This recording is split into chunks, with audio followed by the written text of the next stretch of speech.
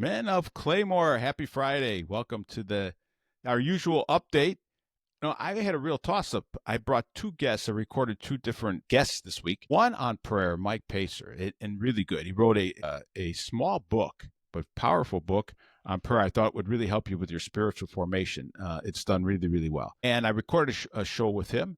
And the next day, I recorded one with Kurt Mahlburg. Kurt is he's a great writer. He's a Christian.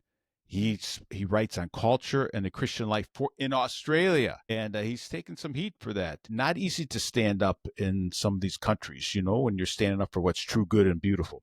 So I want you to meet him. He's an inspiration, and maybe you could follow him and read some of the stuff that he's doing. And it's crazy things going on in the world. You really open up your eyes. Anyways, I had to do a toss up on who to put on today, and so today's show is going to follow right after this announcement. I'm going to do it with Kurt Mahlburg. He's an incredible guy. I think you'll like the interview. We'll put some links in the show notes. You could follow him. And then maybe I'll try to get Mike Pacer on Monday or Tuesday. I don't want you to have to wait for another whole week to talk a little bit about prayer and his book on prayer. I should buy a couple boxes of these books. And when I see some of you guys in the Chicagoland area, at least I can pass them out to you. But anyways, I just want to say a quick heads up and thank our sponsor for today's show, AIM Energy Advisors. AIM Energy Advisors is an incredible group. They're friends of ours, and they are sponsoring today's show. They sponsor some past shows. They're pro-life people, etc. So let me ask you this: if you know somebody, or if you guys have a small business, we're going to get some energy price increases in June 2025. There's reasons for that. AIM Utility Advisors is a family-owned energy brokerage and consultancy company that's been helping small and medium businesses reduce energy costs for over 30 years. AIM will put together a straightforward savings plan tailored to your business needs. When I own businesses, I use an energy broker, and they would go out and source the best energy. And then maybe, if I felt like it, or if they told me I should do it, I'd lock in some really, really good rates. So you talk to them, go online, fill out a form. It's free. It's a no-hassle form. AIM operates without a quota, so you can request a no-pressure, cost-free analysis. Their website is aimenergygroup.com. That's AIM energygroup.com. See the show notes. Tell my friend TJ Lally, who'll pick up the phone there. You can talk to him about it. Tell him that Jack said hello. One other quick announcement. With Men of Claymore, once we get our own hearts back, right? We got our own hearts back. And we start to understand this battle of the heart that John Paul talked about with the Claymore sword, that battle of the heart between love and lust, between becoming a self-giving person and finding happiness, joy, peace. There's amazing beauty that comes out of living the way you're designed to live, the way you're created to live, with your meaning and purpose. And when you strip that away, when you get into pornography and its culture's just trying to take your heart. And so it's a battle between authentic love, which is a self-gift to other people, and grasping, taking. Pornography would be the opposite of love, is using somebody else as an object, And so once you get that back, right, that's our spiritual formation. And that'll do it with prayer and some other things, right? You get the battle plan.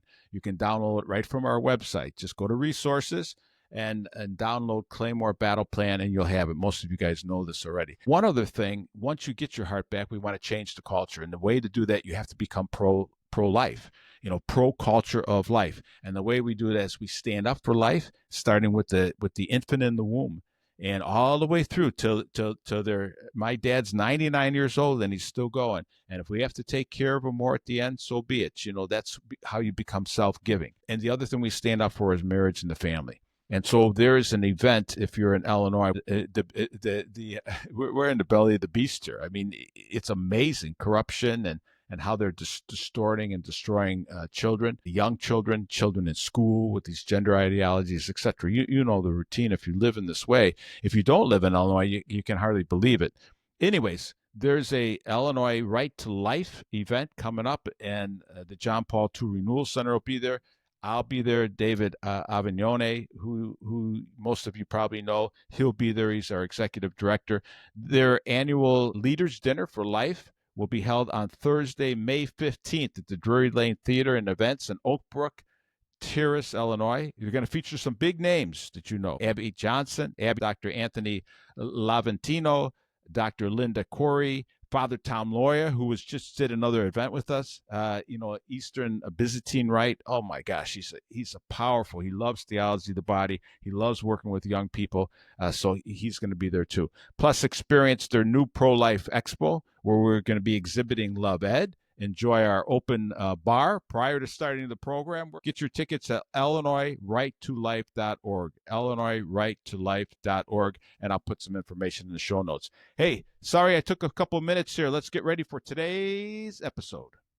Welcome to the Become Who You Are podcast, a production of the John Paul II Renewal Center. I'm Jack Riggert, your host, and I'm here with Kurt Mahlburg. Kurt is a writer, author, emerging Australian voice. So, Kurt, welcome. Thank you so much, Jack. It's a pleasure to be with you today. Yeah, and we'll just have to say, so Kurt's in Australia. It's 5:30 while we're recording, whether this goes out on a Tuesday or not, but this is Tuesday at 5:30 outside of Illinois. I'm in Chicago, outside of Chicago, Illinois, Kurt, and you're all the way in Australia. So this is Wednesday morning at 8 o'clock in the morning for you. So thank you you look good, man. You look like you've been up for a little while already. Been up for a few hours with the children, so yeah, feeling fresh.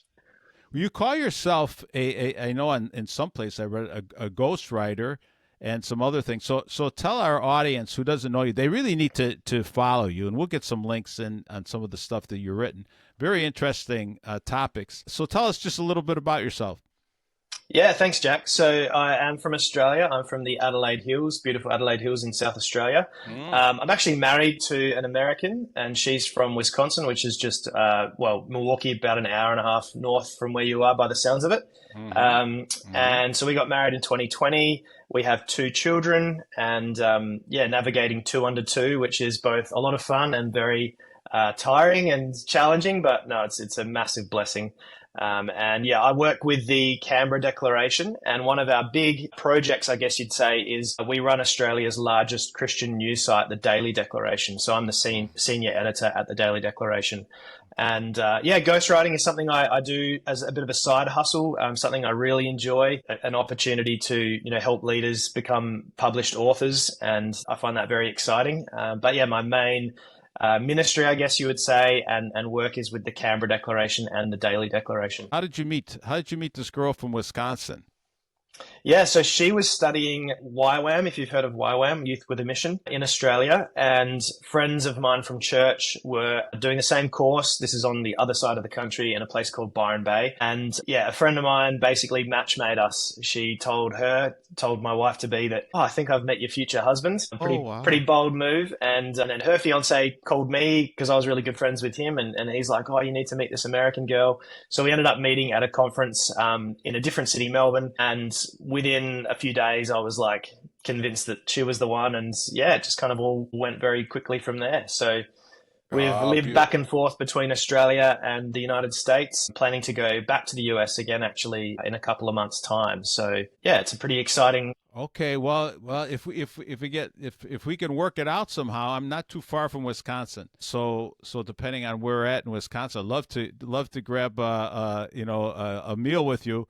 And that would be awesome if we could work it out. So I'd love to do that, Jack.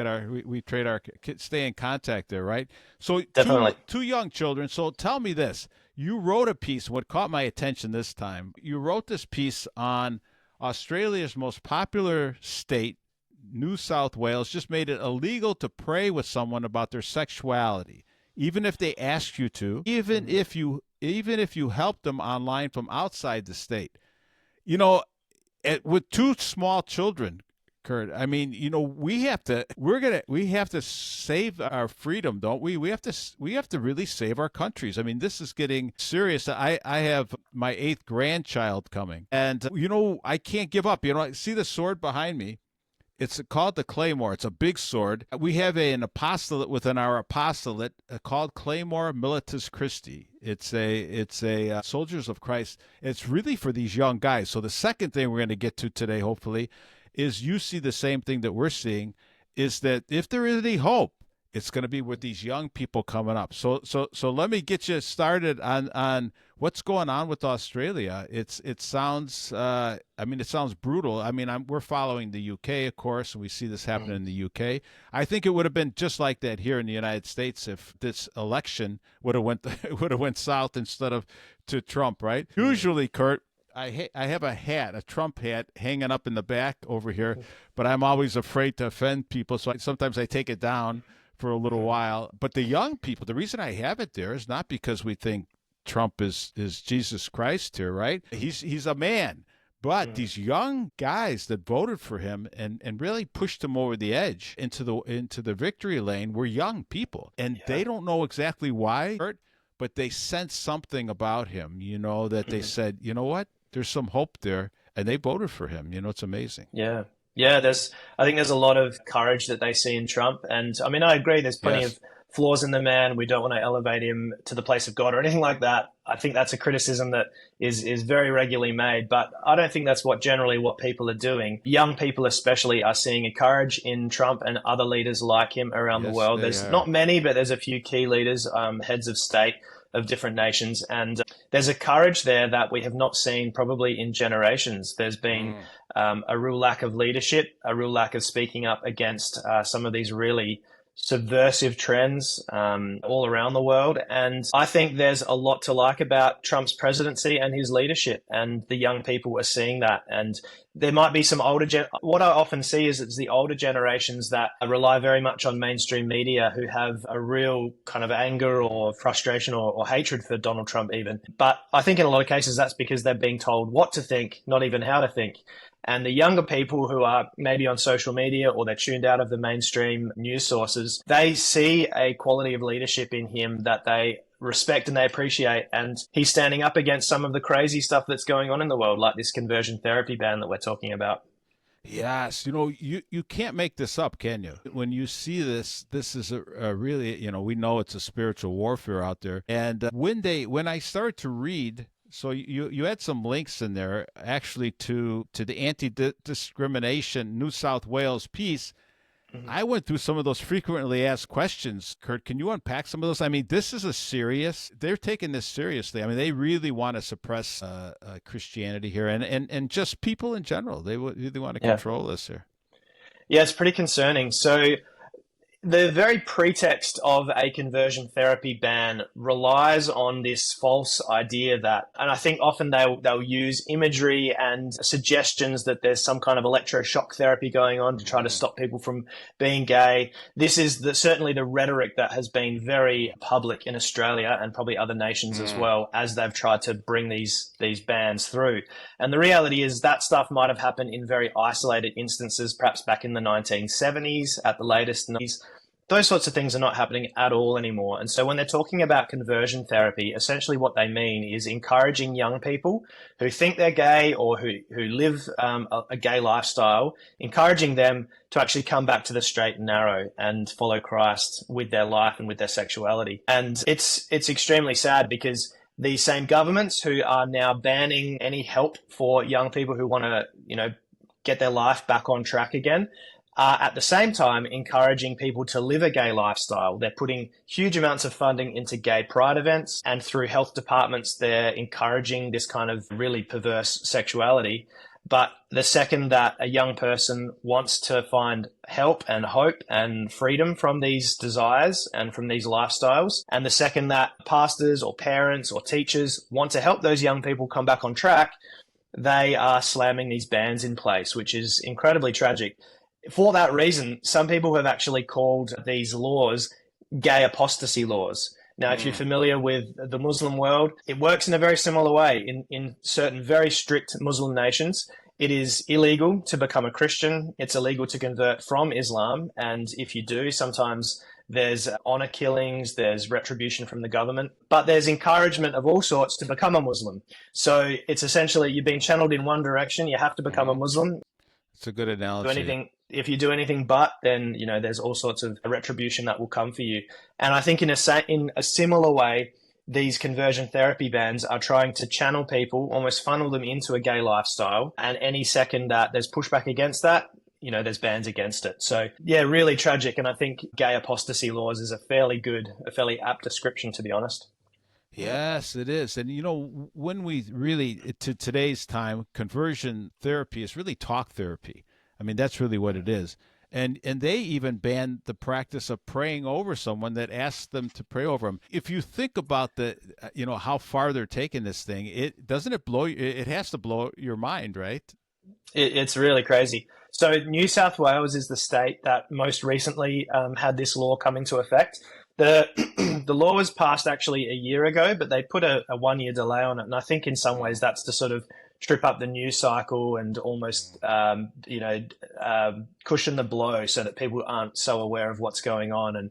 And they sort of, I think they caused any outrage in the public to peter out by putting that 1 year lag in place, which is really quite sad. And that's why we drew attention to it through this article. Unfortunately, it did get a lot of traction. There's a lot of Christians and a lot of secular people in Australia very upset with this law coming into effect. But it's actually, the New South Wales law is the fifth law in Australia because it's all state-based. So New South Wales is the fifth state to enact a conversion therapy ban. My own state of South Australia also has one.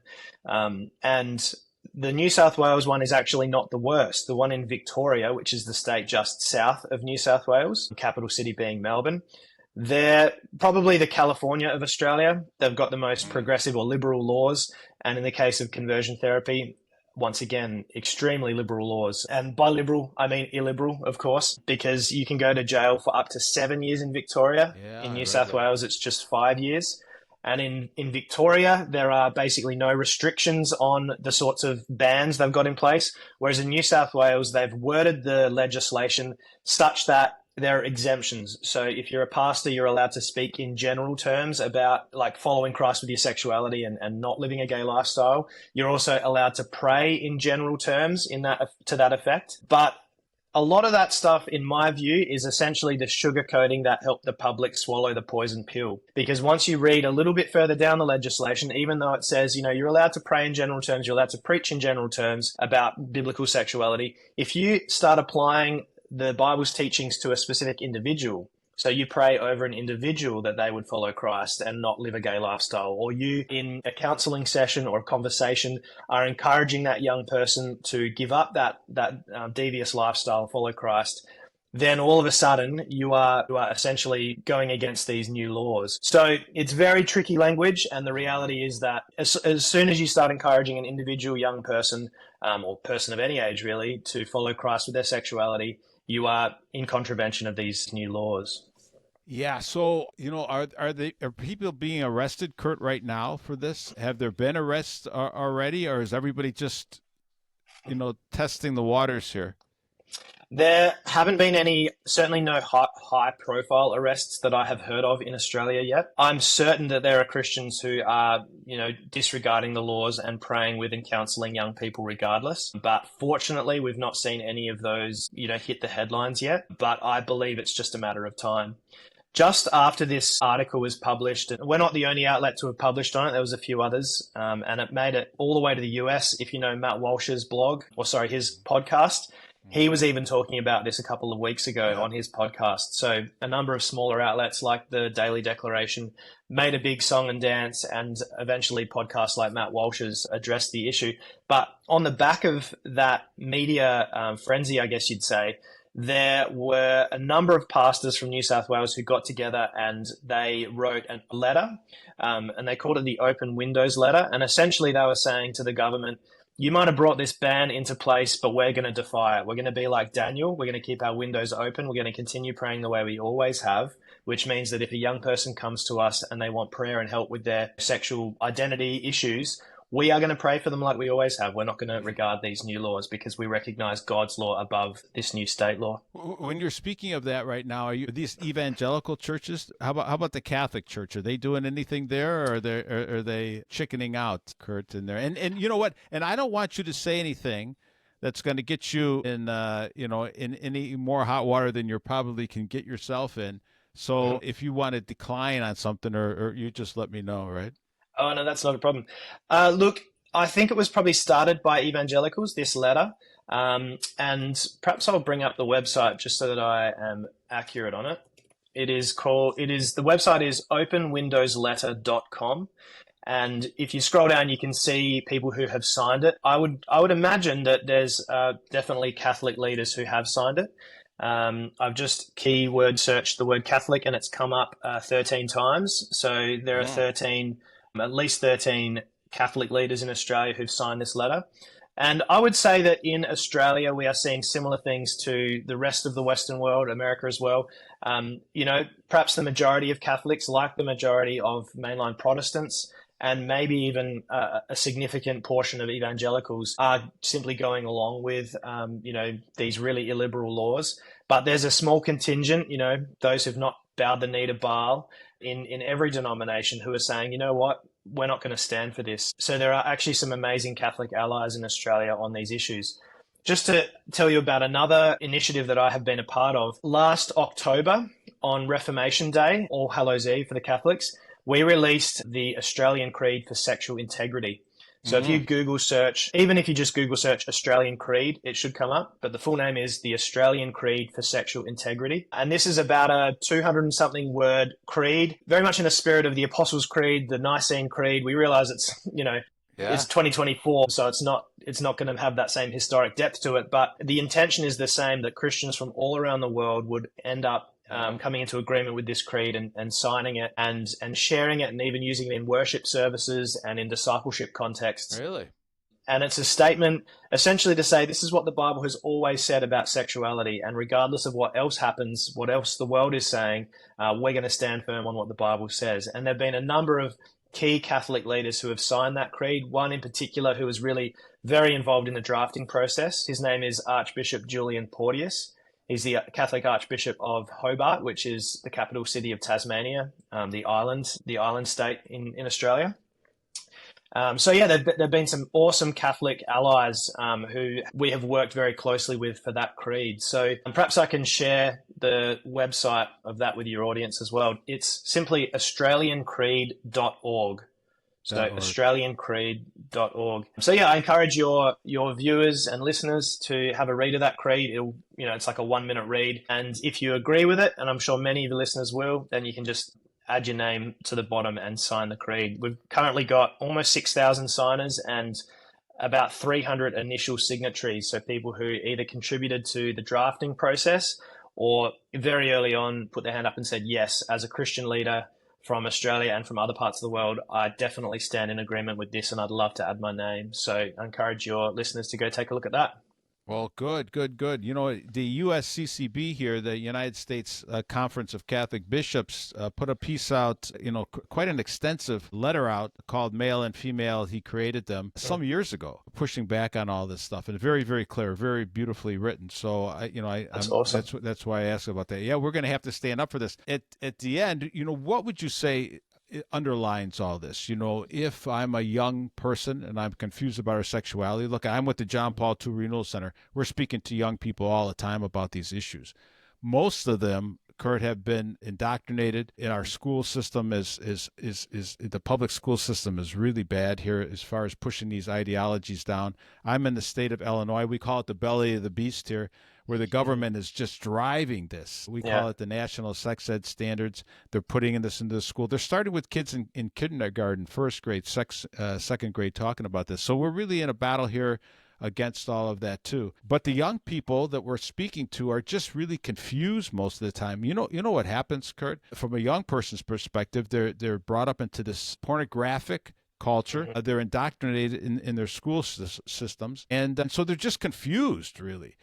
But there's something really nefarious when the government is using them as pawns, to really take control of our voices, right, and try to stop free speech. And I was surprised the first time I heard it was happening in Australia, because I had this picture of Australia from, I don't know if you remember this. I think it was called Crocodile Dundee. It was a show on television we used to watch as young guys, and he had that big knife, we would call it like a Bowie knife here, like a big long knife.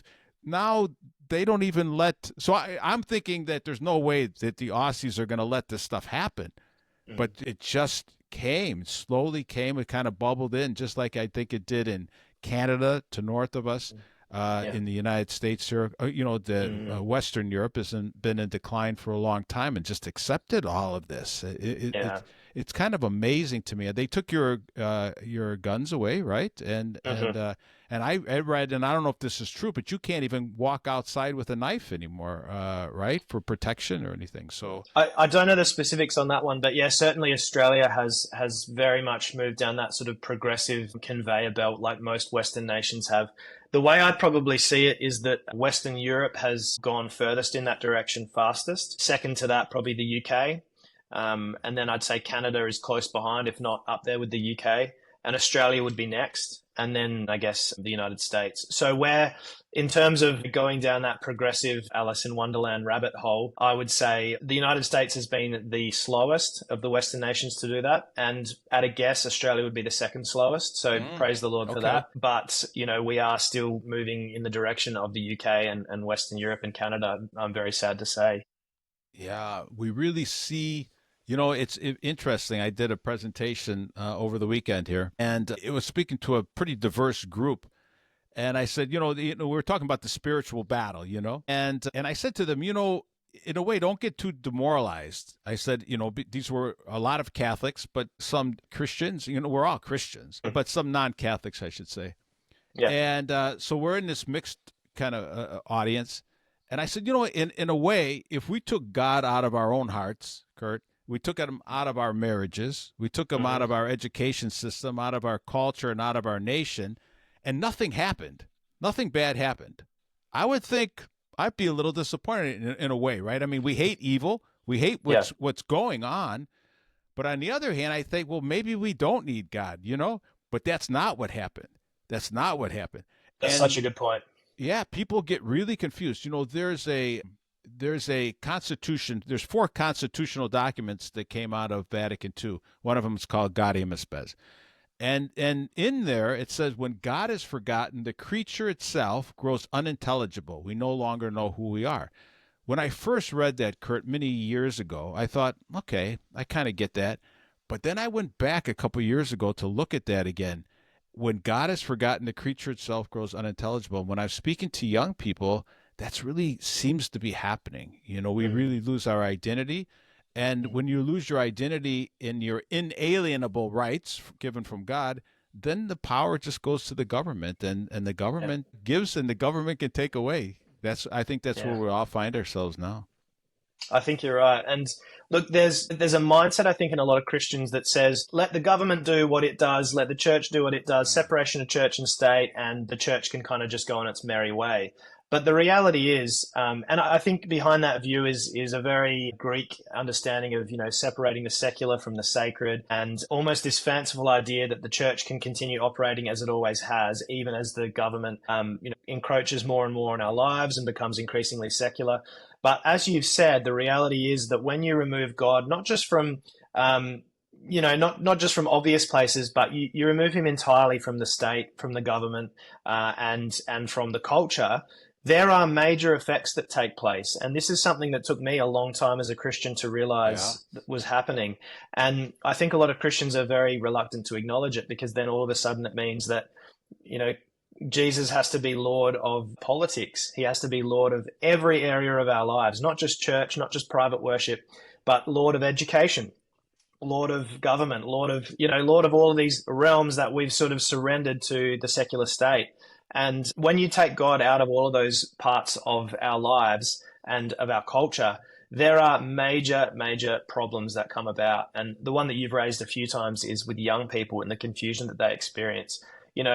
For generations, really for thousands of years, young people understood that there was male, there was female, that a man marries a woman, that covenant is for life, that children are born into that marriage. That's a safe place to raise children. I mean, that's just in the area of human sexuality and marriage. We could talk about any number of other issues, but just look at that one. Well, for the last, 10 or 15 years, we've totally scrambled that. And essentially the state has wiped the slate clean and said, we don't have any rules about male and female, about sexuality, about marriage. And it's absolute cultural chaos as a result. So as you say, you remove God from something as simple as marriage and family, and there is absolute cultural chaos that takes place. And I think it's very encouraging to talk to you. I know that, your audience and many of the networks you're in are willing to speak into culture and into politics. And I think that's something I've become very passionate about, because I realize you take God out of the picture of any number of these issues and we end up in so much chaos.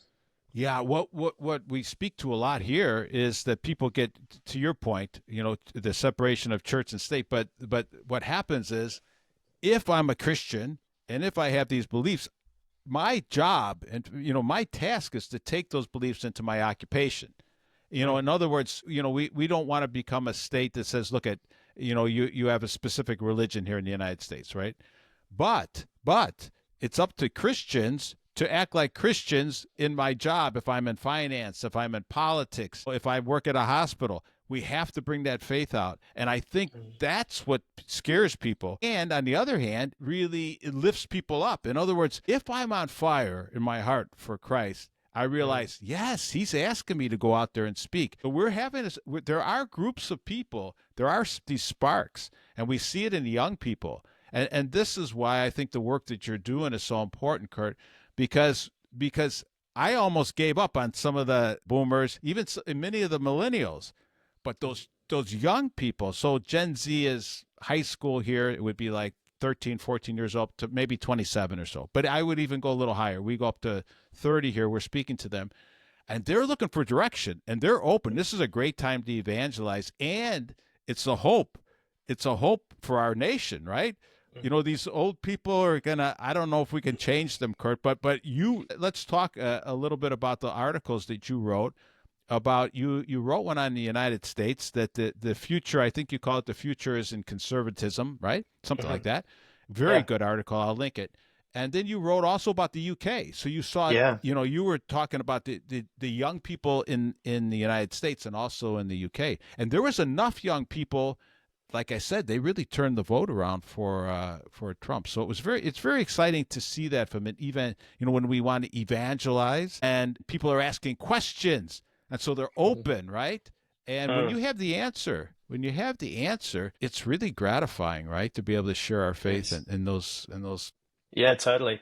For a long time, Jack, I've thought that if the West is going to be saved, it's going to be through some kind of a revival. We look at Christian history, and God has moved in powerful ways many times in the past. And so I've long thought that if we're going to see the West saved, it's going to be through some dramatic revival. And I still hold out hope for that. But more recently, I guess I've seen another avenue that God could use. And in any case, no matter what happens, it's going to be God if the West is saved. One of the avenues I think he might use Wait, let's stop. Wait, hold on to that thought, because I don't want people to skip by what you just said.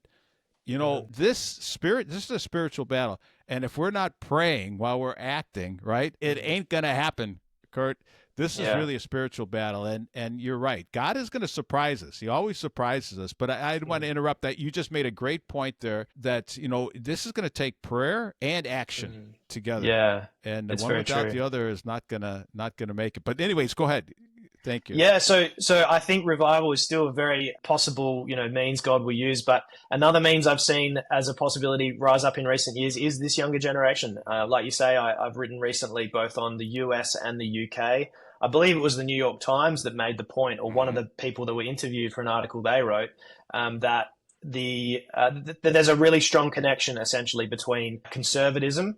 And that's not just like the Republican Party or the GOP or anything like that. It's conservative beliefs, conservative cultural understandings of things like sex and marriage and all of that stuff. That's where there is a sense that there's some spiritual renewal going on in the culture in America. And in the UK, there's similar statistics showing that church attendance and belief in the Bible have essentially spiked again in the younger generation. Yeah. So it's dying off in the older generations. Perhaps in the very old ones, it's still strong, but in maybe the baby boomer generation, there's been a lot of cynicism. A lot of people walk away, and certainly a lot of people embrace progressive politics, often in the name of faith, sadly. But among the young, I think many of the young people throughout the Western world have actually seen the results of some of these that's what it is, yeah. These progressive policies, and not just that, but the anti-Christian worldview coming to full flower in the culture. And they've said, you know what, there's no hope there. There's no future. and I need something more stable to build my life on, and we need something more stable to build our civilization on.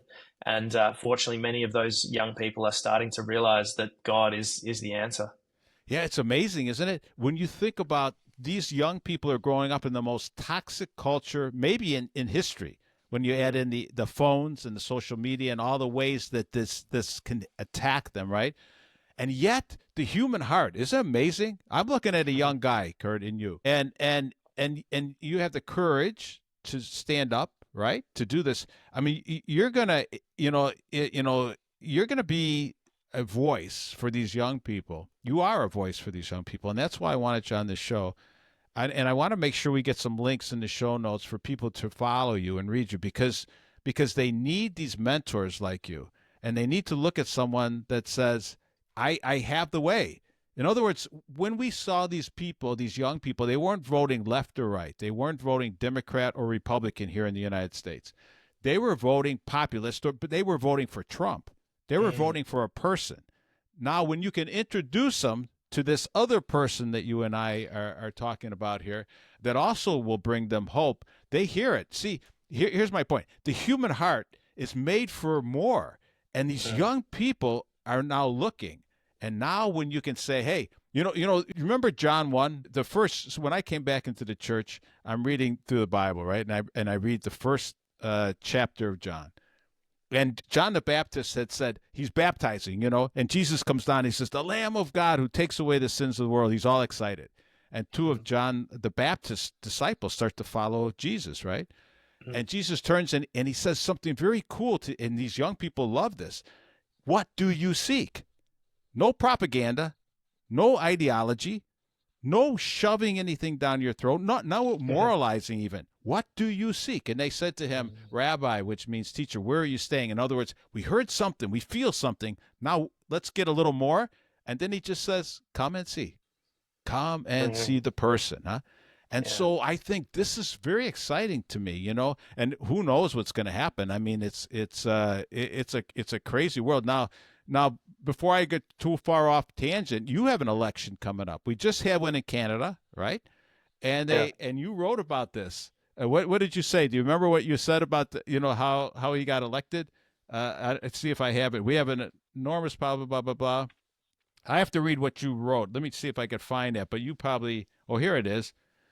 They locked us down, tore us apart, and said it was for our good. This weekend, I'm voting. Now, you're talking about Australia here. I'm voting with the economy in mind and for life, family, faith, and freedom. But most of all, I'm voting for accountability for the COVID years. Let them not forget what they did. Now, you also wrote that they just did that in Canada. They voted for the most liberal propaganda. I mean, if I was living in Canada right now, Kurt, I'd be so depressed. I'd be, it'd be like Kamala Harris getting voted here. I'd be drinking all day is what I'd be doing, So, I'm feeling depressed and I'm not even Canadian. So right? I do feel for that nation. Now, let me ask you this then. So do you have a candidate? Like you said, you're going to vote for, with the economy in mind, et cetera. Are there candidates there in Australia that you can vote for? You don't have a Donald Trump there yet, I suppose. No. Maybe we'll get one. But is there somebody that can get you moving in the right direction? Or what are we looking at there? Look, as a Christian and I guess as a conservative, there's someone I'd prefer. His name is Peter Dutton. He's currently the opposition leader and he's standing against our current Prime Minister, Anthony Albanese. So I would certainly hope that Dutton gets in, but the polls are not looking good. Honestly, it's, I think, a very similar situation to Canada. So the party in power the party currently in power, the Labor Party, has not been in government for 12 years or whatever that has been the case in Canada. They've only been in for the last 4, I believe it is. So it's not quite as bad a situation as Canada in that sense, but the opposition leader very much mirrors Pierre Poilievre's stance, which was that at times he's shown courage, but for the most part, he's failed to speak up on some of the issues that really matter. And the media is very left-wing here, as it is in the US, as it is in Canada. And at every turn, they've attempted to paint Peter Dutton, as some kind of a Trump disciple or something. And he's not. And I actually wish he was, and he's absolutely not. I mean, there's almost nothing that links them in common. But that's been the pitch of the media. And so Dutton has run scared and tried to distance himself from Trump and tried to not speak up on things like women in sport or net zero, climate catastrophe stuff, or the COVID years, or there's any number of issues that he could be bold on, and he's chosen not to be, sadly. So there have been occasions where he's shown a bit of courage, but for the most part, he hasn't. And I think as a result, he's essentially presenting exactly what the other candidate is, but just a sort of a lighter version of it, which means, why would you vote for him if there's so little difference? So I think the result, I'm praying, and we've got a campaign of prayer. We're doing 21 days of prayer and fasting for the Australian election, and it is absolutely my prayer that Dutton gets in. But the way the polls are looking, it doesn't look very hopeful. So yeah. So what do we do? What do we do? Just keep battling, huh? Keep writing. So let me ask you, from a personal standpoint, is this getting more difficult for you, Kurt? When you're writing, when you're speaking? You're a courageous guy. They know who you are probably at this point, right? And it's not like you're saying anything that anybody should be offended by it at all. But yeah, with these crazy things. The views that I share are very much standard Christian conservative views. Yes, they are. At one level, I don't have any fear of being arrested or thrown in jail, but at another level, I look at what's happening in Europe and the UK, and it does seem like it's not long until something like that potentially could happen. So, yeah, it's scary. It's not an immediate threat, but there's certainly been, there's been a lot of people who've lost careers, put it that way. Mm-hmm. Very blessed position to be able to write for a living and commentate, write about politics and Christianity for a living. So that's great. But if I was a medical doctor or a teacher or in some other kind of profession, there's a very high chance I would have lost my career by now. And I personally know a number of Australians for whom that has been the case. So in certain contexts, there's not an immediate threat. But in other ways, yeah, absolutely there is. There's a big cost now to simply speak the truth on things as basic as, a man can't get pregnant. Yeah. So as we start to wind down a little bit, Australia, would we have considered that a Christian nation at one time? Absolutely. Yeah, there's a myth that says Australia has always been secular, but that is not the case. I've done a lot of writing on this too. There's extremely strong Christian roots in Australia, and I'd love to share about that more, or give you a link to an article about it or something like that. Yeah, I would love to do that, because we know that it's disappearing just like it did. I guess I'm assuming it is, because when we start to lose our courage, and it's not only courage, it's confusion. It takes a certain base, a foundation in human dignity, in marriage and the family. It takes an understanding of being created in the imago Dei, right, in the image of God, Absolutely. in order to be able to go out into the culture and fight for these things. And I just see so many people here in the United States that are apathetic. And I was a little surprised, actually, that Trump won, to tell you the truth, because not that I didn't think he would get enough votes, because there's a lot of Christians in the United States. Mm-hmm. It says, you even pointed out in your article, as far as there was a graph, and it was going down. And not only going down, but the people that said they were Christian are living practically not like Christians. But COVID woke us up. COVID woke us up. And we said, you know what? I don't care what anybody thinks anymore. If anybody is Christian, and I don't care who's working with me, Kurt, they could be evangelicals, they could be anybody. We're not throwing anybody out, right? We have to unite under this. And otherwise, you can't be. They would love to pick us off, divide us up into Catholics and evangelicals and Protestants.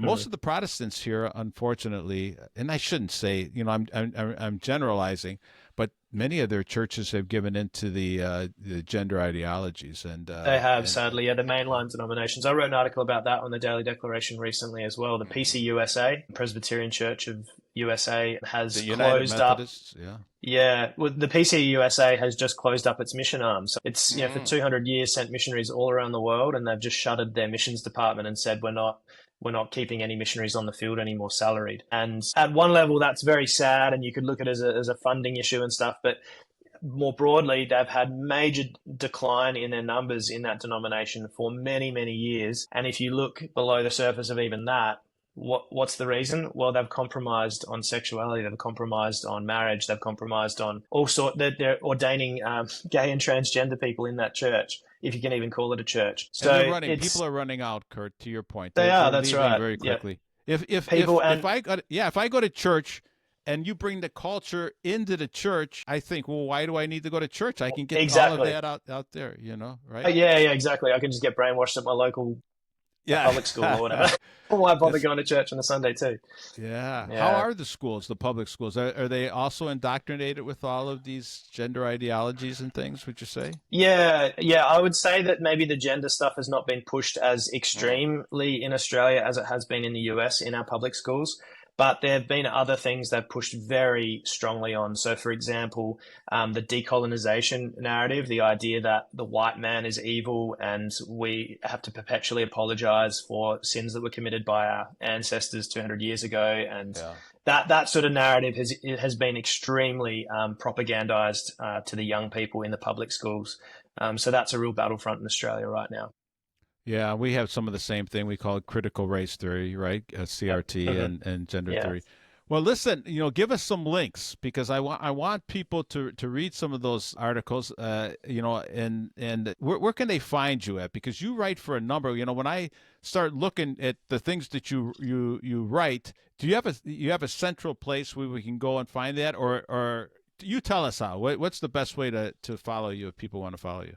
Yeah, sure. Thanks, Jack. So probably the two places would be the Daily Declaration. So that's dailydeclaration.org.au. Or if you simply, go to your favorite search engine and type Daily Declaration, you'll be able to find that. And I publish probably roughly once a day or a few times a week. So yeah, you can follow me there. That's almost everything I write these days is going on the Daily Declaration. Okay, and then going out from there. Yeah, and then social media is the other place. So I'm quite active on X. So if you just look for my name, Kurt Mahlburg, on X, you'll find me there. And I also have you a do some great Facebook. posting there, by the way, on X. Thank you. Cheers. I follow you, and I love some of the stuff you put out. I mean, it's amazing. And where else besides X? And then Facebook. I've got a Facebook page, so feel free to follow me there as well. Yeah. Okay. Well, hope they get you on X. I'm going to send you. I'm going to email you if I didn't already. This outline we call Claymore. I want you to look at that. It's just it's a blueprint for young men to disciple other men. Awesome. What we're finding is, these young men are waking up, but we don't want any of them to fall through the cracks, Kurt. And what we find is there are people willing to help them, but they needed a framework. And so we put a framework together here called this Claymore Militus Christi. And it's a framework to help me disciple a number of young guys. And what we do is we do a podcast every Friday. So I'm telling you this because I'd love to have you back for this, just to speak to these young people every Friday. And it's part of this plan. And so I would tell you, Kurt, go listen to this podcast on Friday. I'll listen to it and then call me on Saturday and we'll talk, right? And so it's an easy way, simple way at least. I don't know if it's so easy, but a simple way. And it leads them into formation, to spiritual formation, doctrinal formation. And it also talks about the things we were talking about. We got to go out and fix the culture too, right? Yeah. And so I want you to just take a quick look at it and see what you think. And love to get you on the show. So if you're willing, take a look at it and to speak to these young people. It's the same podcast. It goes out to other people. It's just that the people on Friday, the younger people, know that we're going to put a message together for them. So it's kind of special, and I'd be honored to have you on there. You're